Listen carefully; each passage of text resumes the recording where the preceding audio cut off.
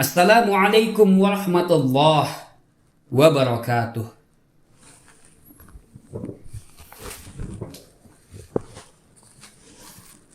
Innal hamdalillah nahmaduhu wa nasta'inuhu wa nastaghfiruh wa na'udzu billahi min syururi anfusina wa min sayyiati a'malina.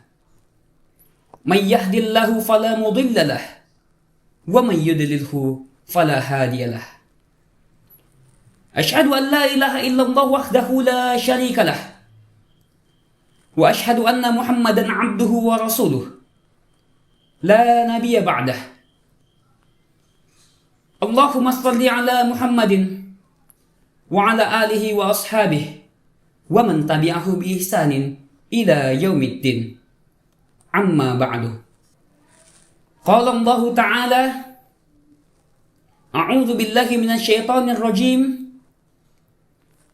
Ya ayyuhalladzina amanu taqullaha haqqa tuqatih wa la tamutunna illa wa antum muslimun. Wa qala aidan, Ya ayyuhalladzina amanu taqullaha wa qulu qawlan shadidan yuslih lakum a'malakum wa yaghfir lakum dhunubakum faman yuti'illaha wa rasulahu faqad faza fawzan 'azima.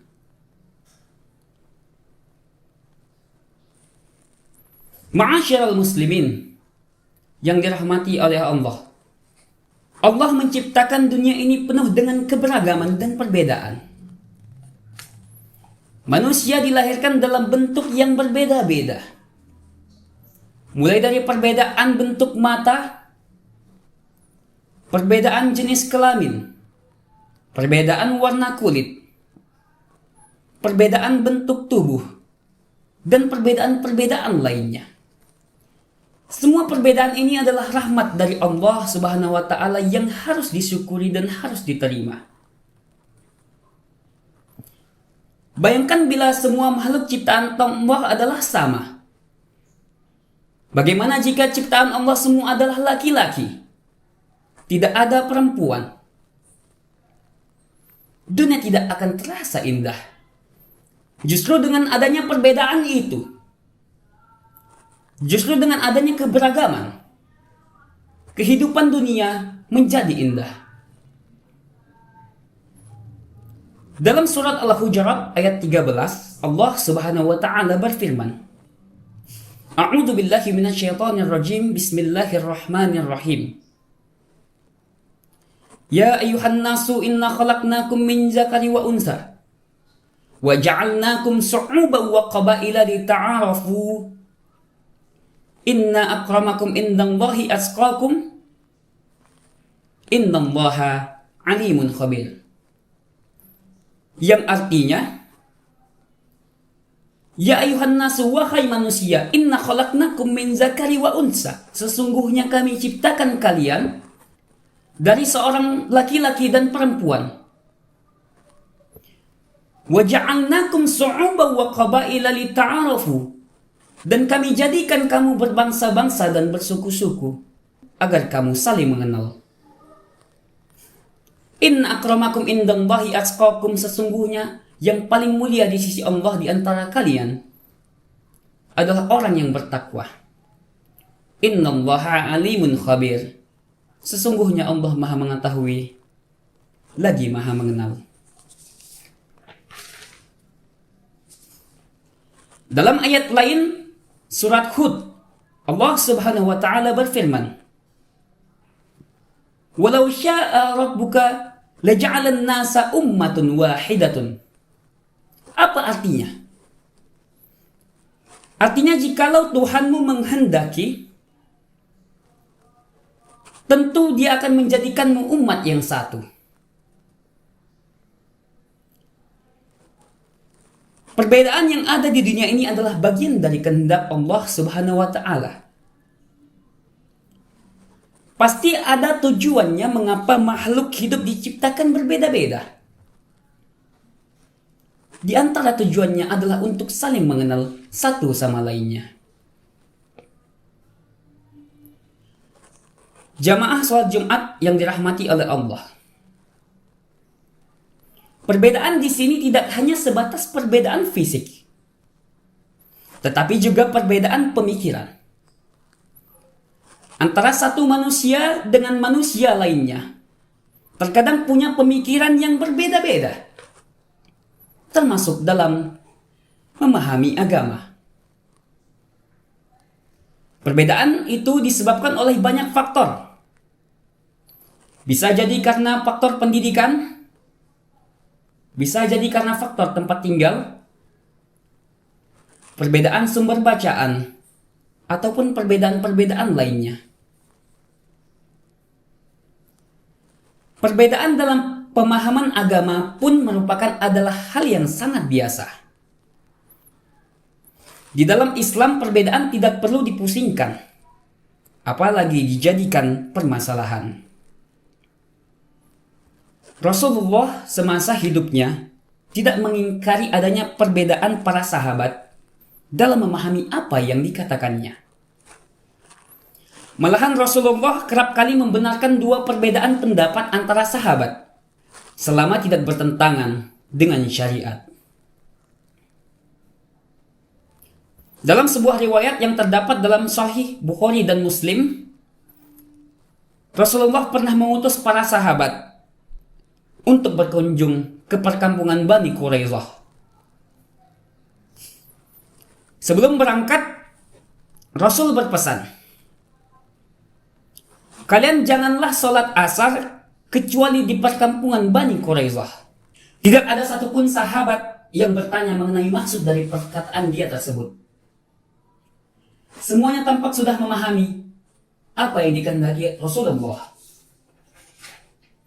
Namun di pertengahan jalan, waktu asar sudah masuk. Salah seorang sahabat mengusulkan agar sholat terlebih dahulu. Khawatir kalau perjalanan dilanjutkan, waktu sholat habis. Sementara sahabat yang lain menolak usulan itu. Alasannya Rasul memerintahkan sholat di perkampungan Bani Quraidah, meskipun sholat asar sudah habis waktunya. Kedua belah pihak dari rombongan sahabat ini bersiteguh dengan keyakinan masing-masing, dan tidak ada yang mengalah. Sahabat yang ingin mengerjakan sholat asar di jalan memahami pesan Nabi secara substansial dan kontekstual. Sementara sahabat yang lain memahami secara literal dan tekstual. Dua sudut pandang ini tentu melahirkan dampak dan implikasi yang berbeda. Kalau perintah Nabi di atas dipahami secara kontekstual, maksud Nabi adalah agar memerintahkan sahabat yang diutus segera sampai di tempat tujuan sebelum waktu salat asar habis. Artinya kalaupun tidak sampai ketika waktu salat sudah tiba, tetap diwajibkan salat saat itu di tengah perjalanan. Namun sahabat yang memahami secara literal berpandangan bahwa Nabi memerintahkan sholat asar di perkampungan Bani Quraidah dan tidak boleh sholat di pertengahan perjalanan, sekalipun waktu sholat sudah habis. Dikarenakan tidak ada titik temu, kedua belah pihak akhirnya mengadu kepada Rasul. Setelah mendengarkan penjelasan, bagaimana tanggapan Rasul? Di mana Rasul berpihak? Pihak mana yang akan dibenarkan oleh Rasul dan mana yang salah? Jawabannya ialah Rasul membenarkan keduanya dan tidak menyalahkan salah satunya. Ma'asyiral muslimin, rahimakumullah. Kalau di masa Nabi saja perbedaan pemahaman terhadap apa yang dikatakan Rasulullah sudah terjadi, apalagi setelah Rasulullah wafat. Pada masa sahabat misalnya, perbedaan pendapat di kalangan sahabat juga sering terjadi. Masa Nabi terjadi perbedaan, di masa sahabat juga demikian. Apalagi di masa kita. Saat ini ada banyak pandangan, ada banyak perspektif, ada banyak pemikiran di sekitar kita. Ada banyak mazhab dan aliran terkadang kita bingung untuk memilih mana yang harus kita ikuti.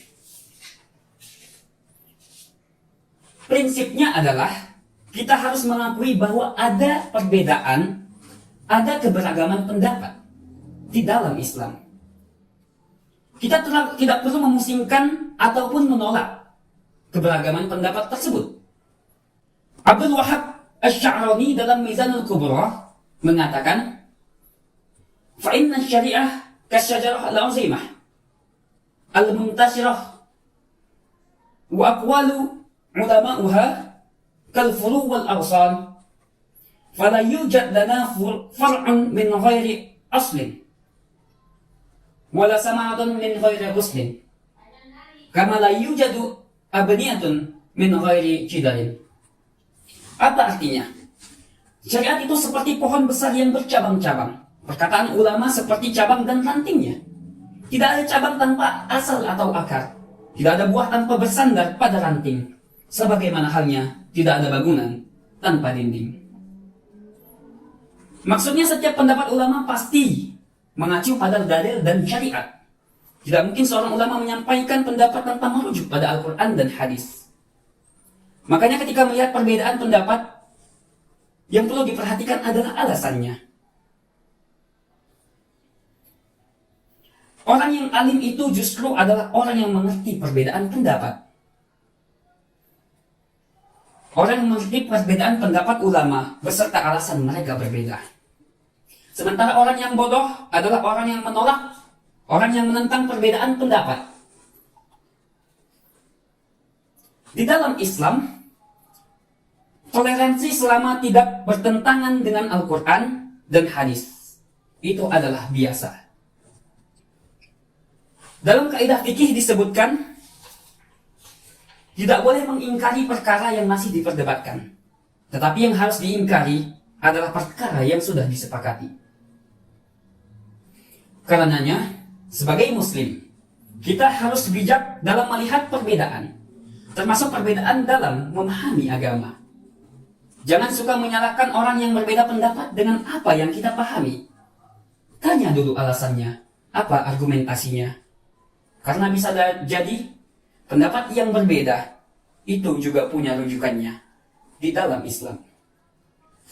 Barakallahu li wa lakum fil Qur'anil azim wa nafa'ani wa iyyakum bima fihi min ayati wa zikril hakim wa taqabbalallahu minni wa minkum tilawatahu innahu huwas sami'ul alim. Aqulu qawli hadha astaghfirullah li wa lakum wa lisairil muslimina wal muslimat wal mu'minina wal mu'minat fastaghfiruhu innahu huwal ghafurur rahim.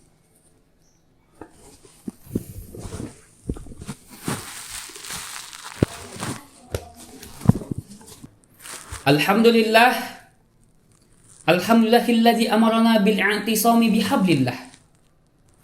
Ashhadu an la ilaha illallah wahdahu la syarika lah. Wa ashhadu anna Muhammadan 'abduhu wa rasuluh la nabiyya ba'dah. Allahumma salli ala sayyidina Muhammadin wa ala alihi wa ashabihi wa man tabi'ahu bi ihsanin ila yaumiddin. A'udzu billahi minasyaitonir rajim. Bismillahirrahmanirrahim. Innallaha wa malaikatahu yusholluna 'alan nabi. Ya ayyuhalladzina amanu shallu 'alaihi wa sallimu taslima. Allahumma salli ala sayyidina Muhammadin wa ala alihi sayyidina Muhammadin kama shallaita ala Ibrahim wa ala ali Ibrahim. Allahumma ighfir lil muslimina wal muslimat wal mu'minina wal mu'minat al ahya'i minhum wal amwat innaka sami'un qaribun mujibud da'wat. Rabbana ighfir lana wa li ikhwanina alladhina sabaquna bil iman wa la taj'al fi qulubina ghillan lil ladzina amanu Rabbana innaka ra'ufur rahim. Rabbana zalamna anfusana wa illam taghfir lana wa tarhamna lanakunanna minal khasirin. Rabbana atina fid dunya hasanah wa fil akhirati hasanah wa qina adzaban nar. Ibadallah, innallaha ya'murukum bil adli wal ihsan wa ita'i dzil qurba wa yanha 'anil fahsya'i wal munkari wal baghi. Ya'izukum la'allakum tadhakkarun. Wazkurullahal azim yazkurkum. Waskuru ala nihamihi yazidkum. Was'alu min fadlihi yu'tikum. Wala zikrullahi akbar. Aqimus shalah. Saya Al-Hafiz Mubarak Hamdan dengan nomor induk mahasiswa 0101183128. Assalamualaikum warahmatullahi wabarakatuh.